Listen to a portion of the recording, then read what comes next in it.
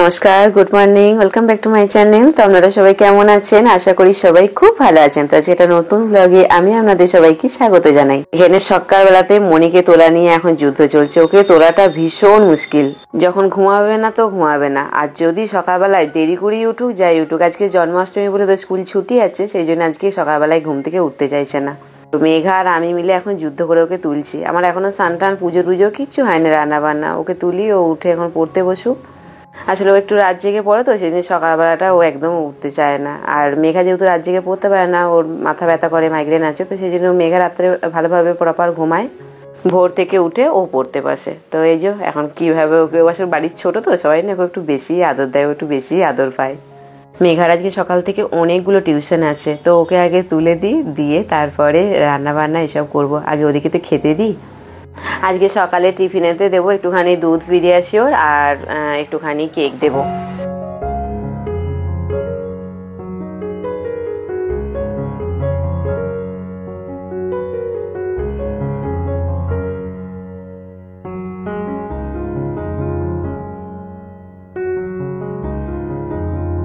চিকেনটা ফ্রিজে রেখেছিলাম, তো তার ফলে একদম পুরো শক্ত বরফ জমাট বেঁধে গেছে, মানে বের করতে একটু দেরি হয়ে গেছে। জানি না এটা তাড়াতাড়ি এখন গিয়ে হবে কিনা, বরফটা ছাড়বে কিনা।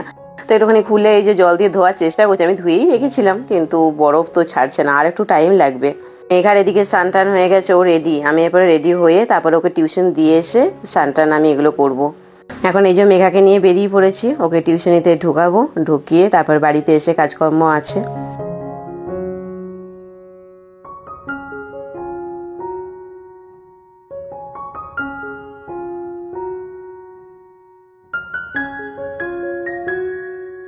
মেঘাকে কোচিনে ঢুকিয়ে দিয়েছি। ওর এই যে এখন শুরু হলো কোচিন, একদম 3টে কোচিন করে ও রাত্রে সেই বাড়ি ঢুকবে। তো এখানে আমি একটুখানি চা খেয়ে নিচ্ছি, যাতে একটুখানি এনার্জি পেয়ে যায়। তারপরে তো বাড়িতে গিয়ে আবার তামঝাম যুদ্ধ আছেই।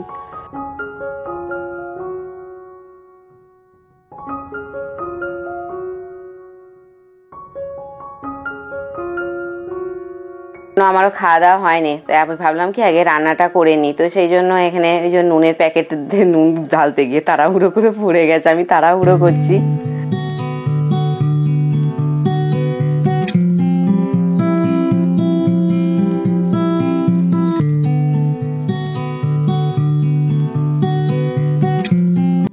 এখানে মোটামুটি আমার চিকেন রান্না কমপ্লিট হয়ে গেছে।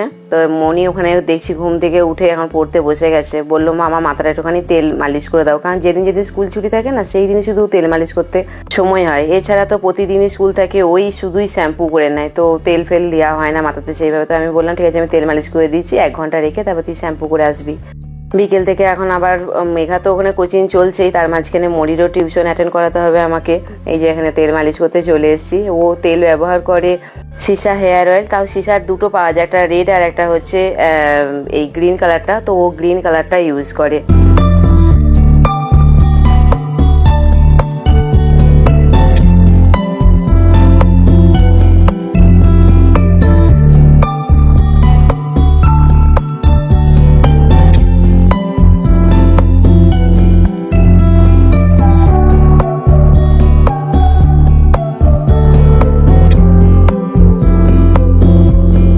রান্নাবান্না সব কমপ্লিট হয়ে গেছে, বাসন টাসন সব ধোয়া হয়ে গেছে। এখন মনিকেও স্নান করিয়ে দিয়েছি, ও চুলটা হেয়ার ড্রায়ার দিয়ে একটু শুকিয়ে দিতে হবে। এখন বর্ষার সময় তো চুল একদম শোকাতে চায় না, আর পাখার স্পিডটা ফুল স্পিডে দিয়ে যে শোকাবো, ওটা একটু ঠান্ডাও লেগেছে। তো সেই জন্য বললাম তুই দাঁড়া, আমি হেয়ার ড্রায়ার দিয়ে শুকিয়ে দিচ্ছি। চুল টুল শুকনো করে দিয়েছি, ও এখন আবার পড়তে বসে গেছে। আমি এখন স্নান করে ঠাকুরের পুজো দিতে চলে এসেছি।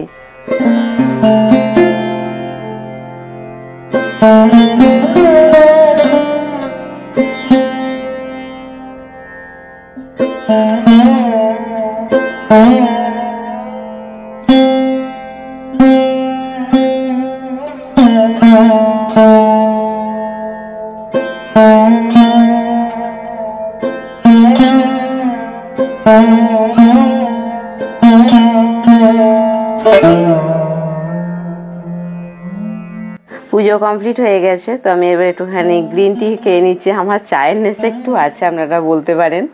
এবার একটুখানি গ্রিন টি খেয়ে নিয়ে তারপরে এখন মেঘাকে খাবার খাওয়াতে যেতে হবে, কারণ মেঘা একটা কোচিং সেন্টারে পড়ছে, ওখান থেকে বেরিয়ে তারপরে আবার একটা কোচিং সেন্টারে ঢোকার আগে ভাত খাবে, খেয়ে তারপরে পড়া শুরু করবে। আর এখানে যে পিন্টু সকালবেলায় জিলাপি নিয়ে এসেছিলো, তো সেই জিলাপি মেয়েরা সব খেয়েছে, পিন্টু খেয়েছে, তারপরে আমার এই জিলাপির ভাগটা পড়ে আছে। আর এখানে আমি একটুখানি যে গরম গরম চিকেন ভাপ উঠছে আর একটুখানি পাউরুটি ছিল সেটাকে সেকে নিয়ে, তো এই গ্রিন টি, পাউরুটি, চিকেন সব একসাথে এখন একটুখানি খেয়ে নেব। বললাম না মনির একটুখানি ঠান্ডা লেগেছে, ঠান্ডা ঠান্ডা লাগছে। বৃষ্টি তো হয়েই যাচ্ছে এই কদিন ধরে, আর জন্মাষ্টমীর দিনে বৃষ্টি হবে না সেটা তো হয়ই না, বৃষ্টি ঝিরঝির করে পড়ছে। স্নান টান করে ওই চুলটা আমি হেয়ার ড্রাই দিয়ে শুকিয়ে দিয়েছি, কিন্তু ওর তারপরেও ঠান্ডা লাগছে কেন জানি না। আমার মনে হচ্ছে ওর জ্বর আসবে, কারণ চোখগুলো ছলছল করছে। ওর চাদর গায়ে দিয়ে দেখুন বসে আছে, ও বসে বসে পড়ছে। তো এখন এটা খেয়ে নিয়ে এবারে মেঘার ভাত প্যাকিং করে নিয়ে আমি চলে যাব।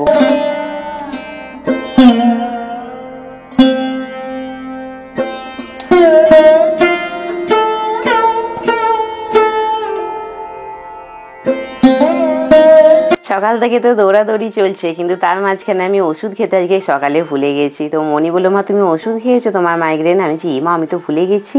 তো আমার এখন টিফিন খাওয়া হয়ে গেছে ভর পেটে, এই যে এখন এবারে এই ওষুধ নিয়ে বসেছি। আমি না যে মাইগ্রেনের ওষুধটা খাই তার সাথে না আমাকে একটা গ্যাসের ওষুধ খেতে হয়, র্যানট্যাক।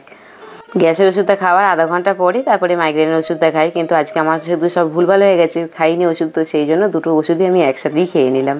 মাইগ্রেনের ওষুধ না খেলে আমার মাথা যন্ত্রণা শুরু হবে, তারপরে বমি শুরু হবে। তো এত সব বমি টমি করার এত আমার টাইম নেই, কারণ দৌড়াদৌড়ি করতে হবে। সেই জন্য রেগুলারের ওষুধ আমি রেগুলার খেয়ে নিই।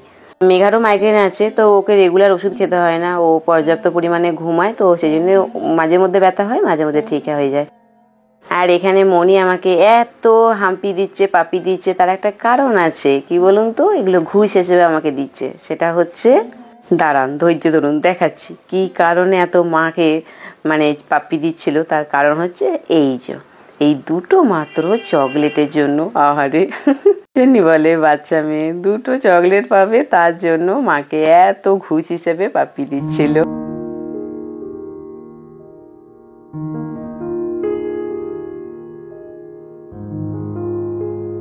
এখানে মেঘার জন্য এই যে খাবার নিয়ে চলে এসেছি, টিফিন ক্যারি করে ভাত আর চিকেন নিয়ে। ও এখন এখান থেকে খাবে, খেয়ে আর একটা কোচিং সেন্টারে ঢুকবে। মেঘার যখন আমি খাবার খাওয়াতে আছি তখন মনিকে আমি টিউশনিতে দিয়ে তারপরে এসেছিলাম। তো ও টিউশনি করে এখন এই যে সন্ধ্যাবেলায় ও বললো, মা আজকে একটুখানি কেক খাবো। Good evening.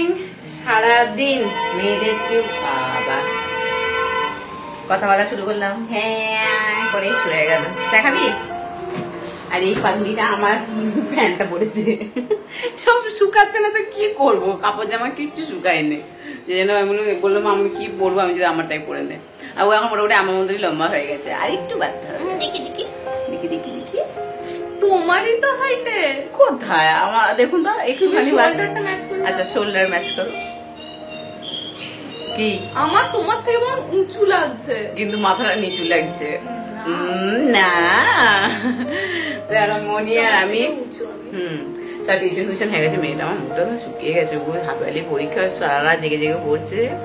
চলুন ইয়ে করবো, এখন চা করবো। এখন আবার সারা জেগে পড়ছে, এসব বলা যাবে না। ও বলেছে ওর বান্ধবীরা শুনে নেবে, মানে যারা ওর মানে কি বলবো ওই কম্পিটিশন, তাই তো বলে তো দিলে, তারপরে কম্পিটিশন করে তারা জেনে যাবে যে শর্মিষা সারা জেগে পড়ছে, তাহলে আমাদেরকেও পড়তে হবে। আর এই হচ্ছে ইয়ে ফ্রিজে শুধু হাওয়া খাওয়া অভ্যাস। কবে আসবে? কালকে আসবে। আজকে তো বলেছিল যে আসবে, তো আমি থাকি নিজের বাড়িতে। সারাদিন তোদেরকে নিয়ে দৌড়াচ্ছি, টিউশন টিউশন, কোন দিন ডিউটি স্টেশন। চলো চা খাই দুজন মিলে।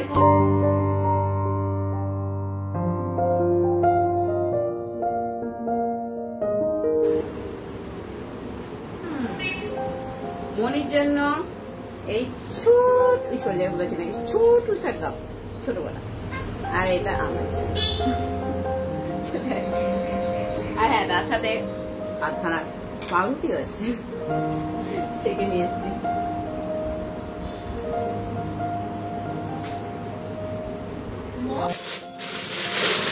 কিন্তু ও একটা বান্ধবীকে ওর চুলে রাখি বেঁধেছিল, সে ওকে এগুলো দিয়েছে রাখির পরিবর্তে।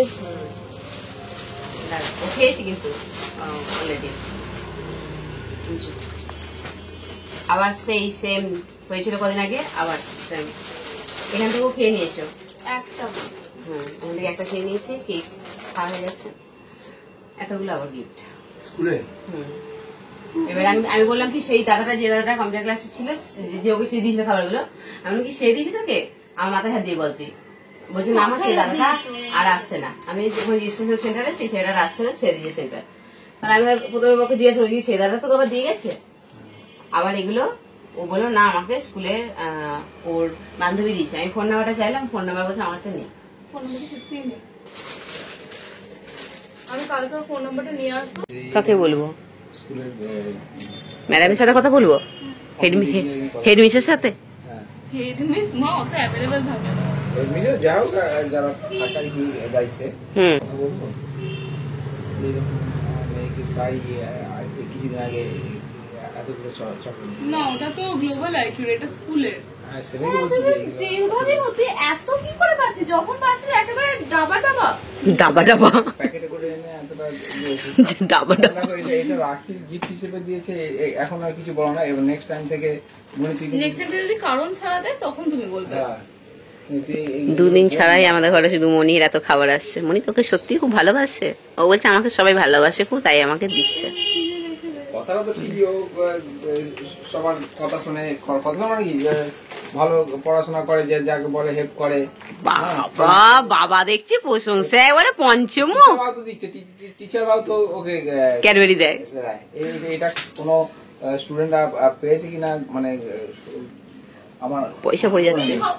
নমস্কার করো, পয়সাটা পড়ে গেল। একটা স্টুডেন্ট দিকে টিচার, ক্লাসের টিচার, প্রাইভেট টিউটর না বাবান এবার এখানে শোন, এটা নিয়ে আয়। ও খাইনি, ও তোকে দিয়ে, ও যখন পেয়েছে ওই তোকে দেবে।